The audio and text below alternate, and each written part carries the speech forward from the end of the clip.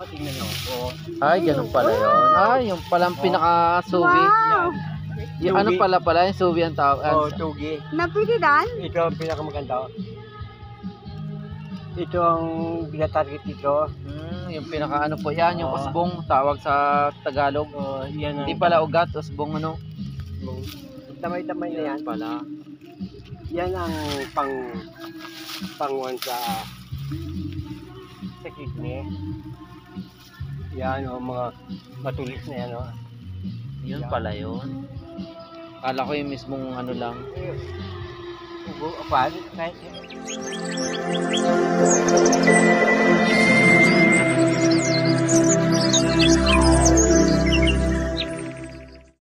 Isang mapagpalang araw mga idol. Ang nakikita nyo po ngayon, ito po yung damo na kugon. Andito po tayo ngayon sa gulod para kumuha ng ugat ng kugon na to. Ang kugon po ito ay karaniwan na ginagamit ang mga dahon nito sa pangbubong sa mga bahay kubo. Noong unang panahon, ito po ang usong-uso na binububong sa mga bahay. Hindi pa uso po ang yero noon.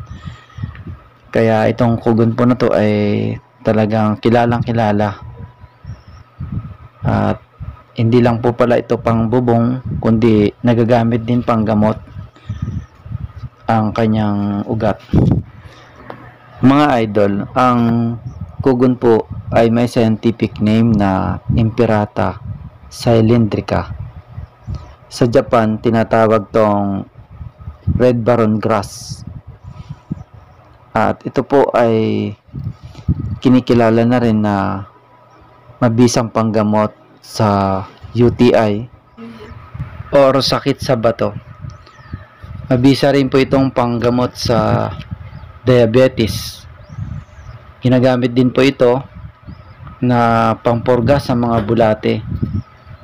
Ang sariwang ugat po ng kugon ay nakakagaling din sa mga pamamaga ng mga ugat. Ganon din po, pwede natin itong ipanghugas kung may sugat tayo para mabilis gumaling. At ayun mga idol, patuloy tayong kumukuha ng mga ugat ng kugon. Kasama po natin si Daddy, siya po ang nagpipiko. Tayo naman yung taga-kuha ng mga ugat.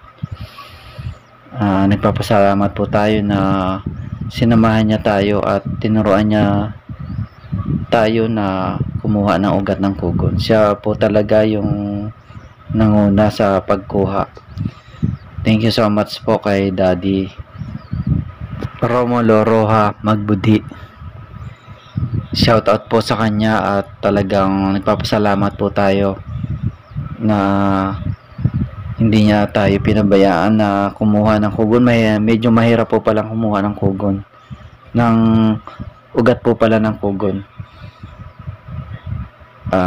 Dahil po siya nagkasakit na rin ng UTI, kaya alam niya kung paano kumuha ng ugat ng kugon mga idol.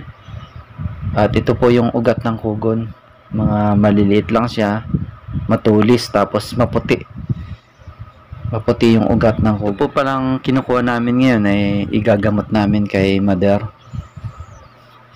Malaking tulong po sa kanya yung ugat ng kugon kasi po mula nung uminom siya nito ay nakatayo na siya at nakakalakad.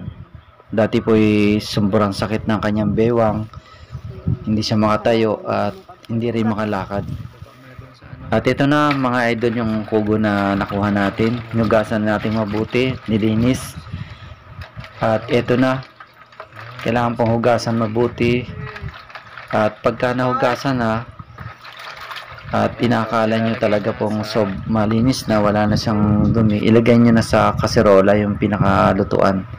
Ayan po yung kugon, nilagay na natin sa kaserola, tapos lagyan nyo ng 2 basong tubig.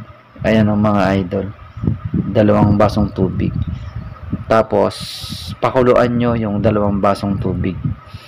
Pagka umabot na po siya ng tansya nyo, mga 1 baso na lang yung natitira, yun po ang iinumin ng may sakit na UTI. At ayan mga idol, pagkalipas ng ilang minuto, eto kulong-kulo na siya. At nalagan-laga na yung ugat ng kugon. At ito po, nalaga na mga idol, nilagay natin sa lagayan. Tapos mga idol, pagka nailagay nyo na, palamigin. Tapos, saka nyo ipainom doon sa may sakit ng UTI, kung di kaya may sakit na diabetes. Basta ganito po ang gawin nyo na procedure. At hanggang dito na lamang po mga idol. Sana ay may natutunan kayo sa ating video ngayon. Huwag niyo pong kalimutan na i-like, i-share at mag-subscribe po sa aking channel. Hanggang sa muli po, lagi kayong mag-iingat at God bless po sa inyo.